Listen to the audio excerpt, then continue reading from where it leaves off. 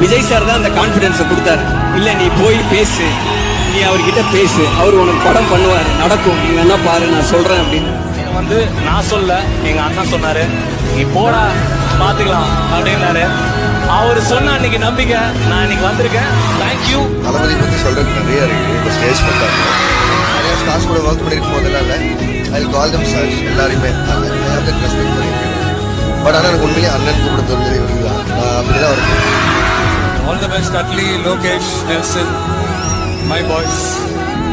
4 படத்தில் வந்து நான் ரொம்ப என்ஜாய் பண்ணது வந்து ரொம்ப நாளாக விஜய் சார் ஃபேன். அப்போ அந்த காலேஜ் டைமில் இருந்து கேட்கும் அது எவ்ரிடே வந்து it's very memorable day.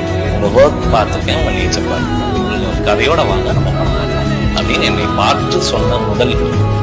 Thank you விஜயனா, I love you so much. Thank you.